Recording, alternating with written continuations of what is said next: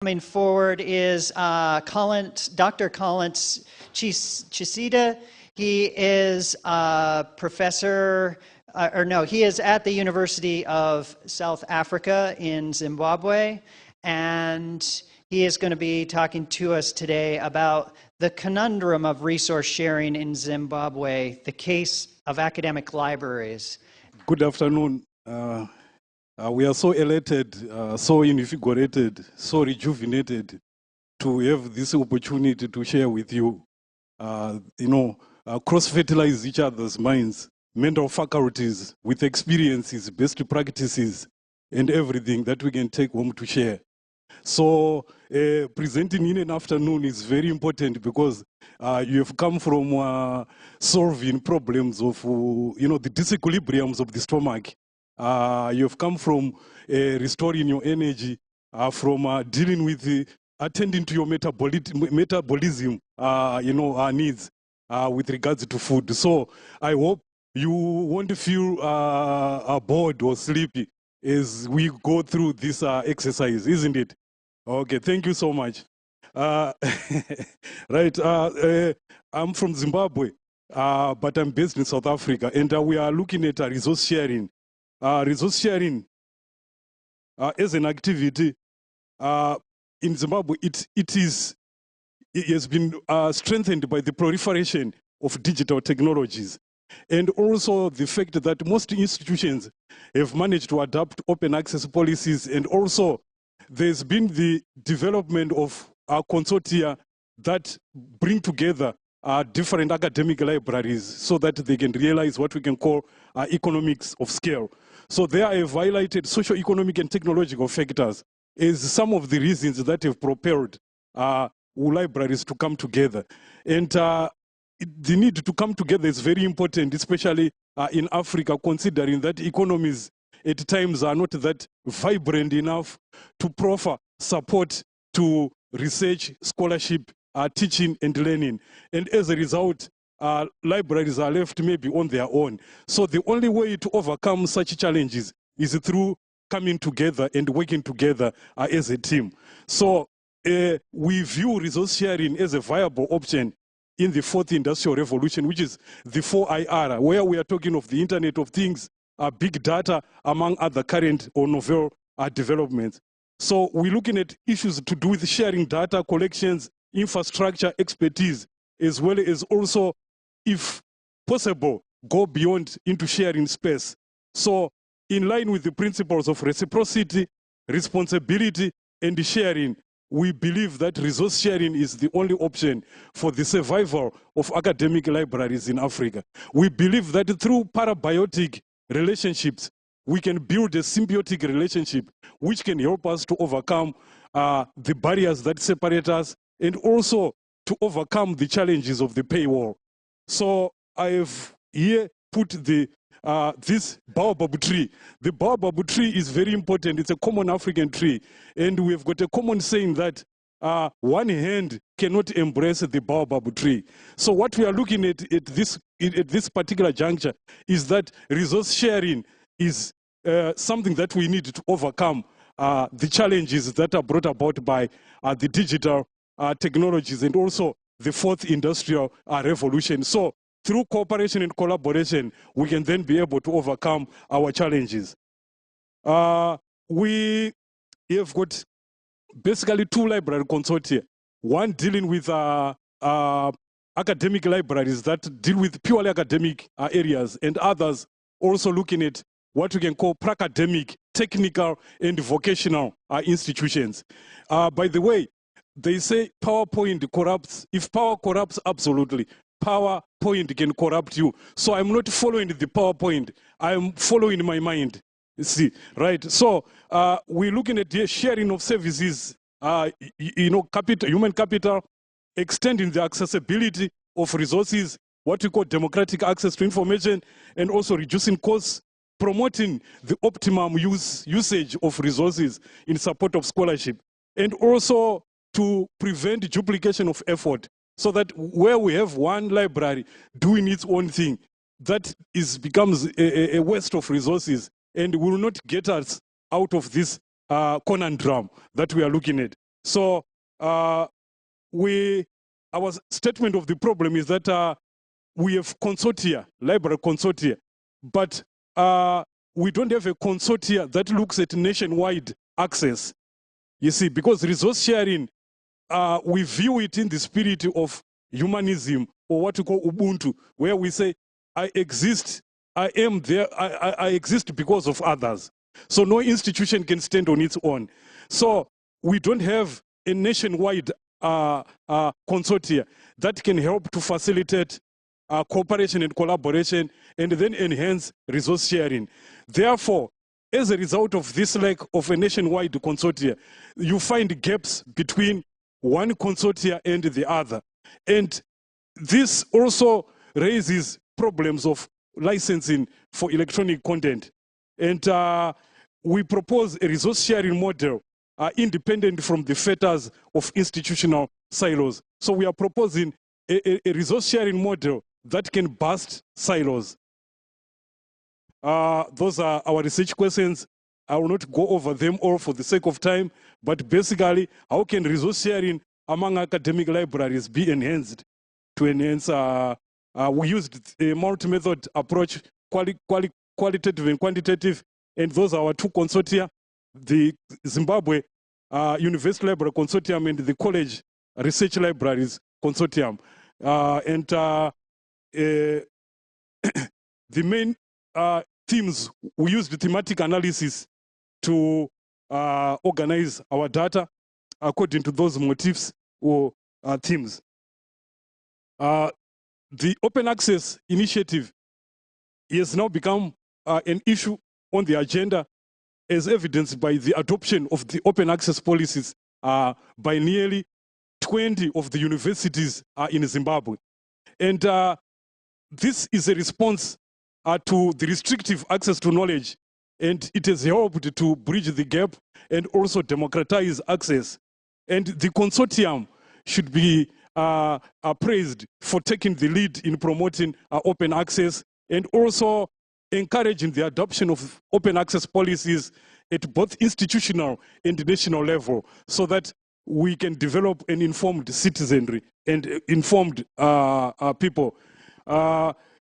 The development of most of the things we are looking at here are as a result of cooperation and collaboration, especially with the network of availability of scientific publications in ASP and the Electronic Information for Libraries, which is the I4 project. This dates back to 2000, when the economy started going down and budgets were dwindling, and libraries were still operating in a mode of what we can call exclusivity. And the program for the enhancement of research, we call the PERI, ran from 2002 to 2013. And then it was also replaced by another one, which is the SRKS from 2013 to 2018. All of these collaborative initiatives helped to promote access to information and also build a base for resource sharing. When we look at the status of resource sharing amongst these institutions, we find that the resource sharing operates from resource sharing of content, also expertise through conferences and workshops, as well as infrastructure. And even though interlending and interlending IRL still has a role to play, the only challenge is that it has not been taken serious as a result of maybe physical and geographical boundaries. It has been the cornerstone of resource sharing, but the advent of digital technologies, we share resources through consortia. These were some of the responses that we're getting from the respondents.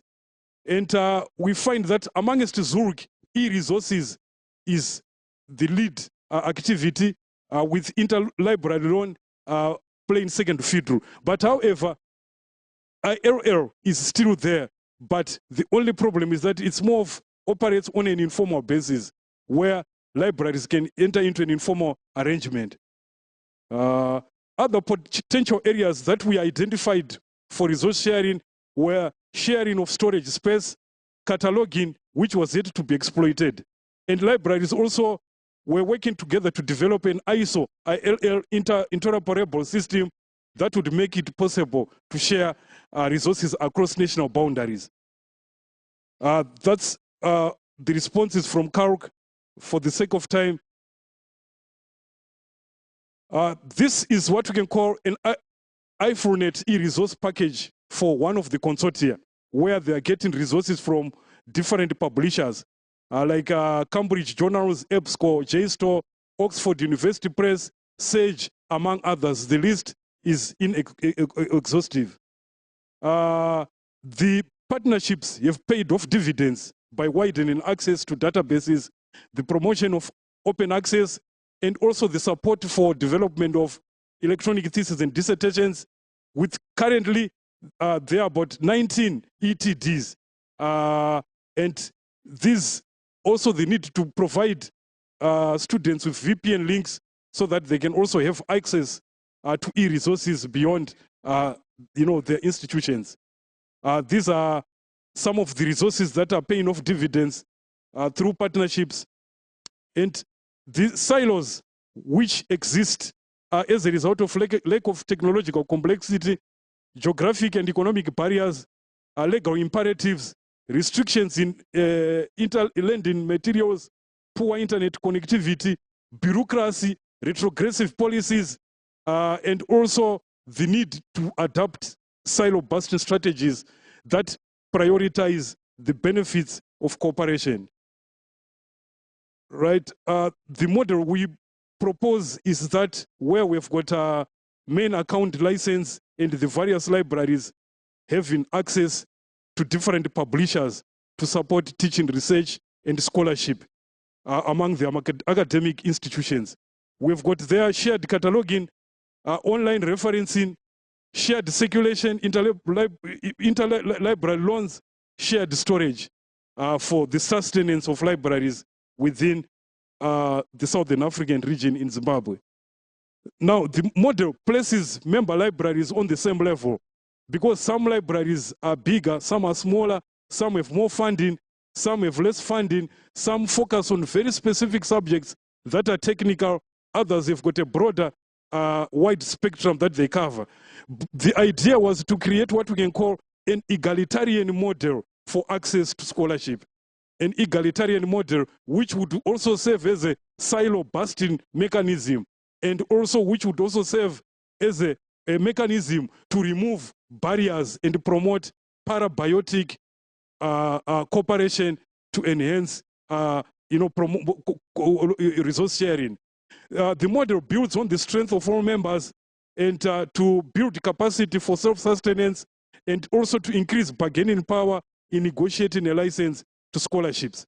It serves as a bulwark against the paywall. Single subscription with cross-resource sharing also helps to arrive at what we can call economics of scale, and also maximizing and optimizing access and use. So we say the model is premised on resource sharing as the way to overcome the paywall. It might not be a gradual process, I mean an automatic process. It's a gradual, brick by brick, we can reach a point where we can say, yes, we are able to self-sustain our needs for scholarship, teaching, and learning. To conclude, the model also envisages collaboration with NRENs. NRENs are national research and education networks. These national research and education networks provide academic libraries with an option so that academic libraries do not fall victim to what we can call commercial internet service providers, commercial ISPs. So the NRENs have proliferated in Africa, with nearly each African country having its own NREN, and then an overall NREN for the continent, which is known as the Ubuntu Alliance. So we believe that instead of relying on these commercial ISPs, the costs are high and unsustainable. We should see more collaboration with NRENs. If we collaborate with NRENs, then it can help institutions to provide, broaden, and democratize access to scholarship, and then enhance teaching, learning, and research. We also believe that it can promote parabiotic relations among members. Parabiosis is a theory that is borrowed from entomology, where when ants cooperate, they don't lose their identity, but they remain with their distinctive identity, even though they are part of a cooperating group that is doing one thing. The model also eliminates the replication of effort in collection development, and we believe that through nomination of a resource-endowed library, because our libraries are divided into two, we have resource-endowed with all the expertise, the infrastructure, the money to pay for internet connectivity. Then we have the resource-starved ones. And collaboration for the survival and sustenance of libraries, scholarship, and inclusivity will be very useful. Thank you, sir. There is no way we can succeed in the eradication of poverty if the developing world is not part of the knowledge creation, its dissemination and utilization to promote innovation. Higher education is a critical factor in making this possible. It must be part of any development strategy. So, ladies and gentlemen, on that note, on higher education and its importance, from Dr. Mampela Rampele, I bring my presentation to its eclipse.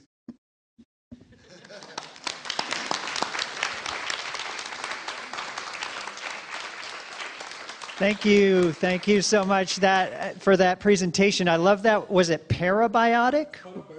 Parabiosis. I love that. I had not heard that before. I'm going to have to look that up and make a note of it. Questions about Zimbabwe and that silo busting and trying to foster the resource sharing in the country?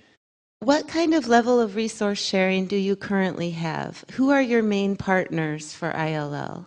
Are you working with people in this room, British Library, American libraries? Just who are your partners that you're working with right now outside of Zimbabwe? You mean who are my partners, me as an individual?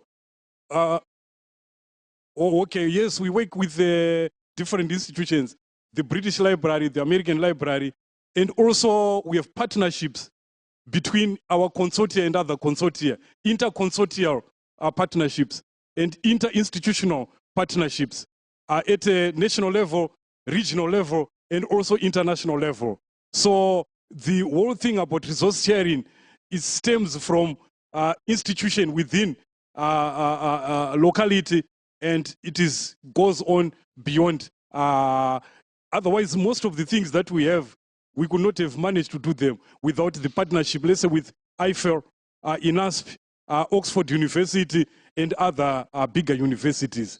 You see, they say if I've seen further than others, it is because I've stood on the shoulders of giants. So we are a small country, but we are working with others also to realize the benefits of this weird, wired world. Yes. All right. Thank you so much, Collence. So our last speaker for session 2 is Veronika Babarika Amalchanka. Yes, okay. Sorry, I apologize. She's from the I.S. Lopinčić Belarus Agricultural Library of the National Academy of Sciences in Belarus. So welcome. Thank you. It's through so many letters in my surname and my organization full name, but you can say only Veronika, and Belal, it's acronym of our library, Belarus Agricultural Library. Belal, it's smaller. And dear participants of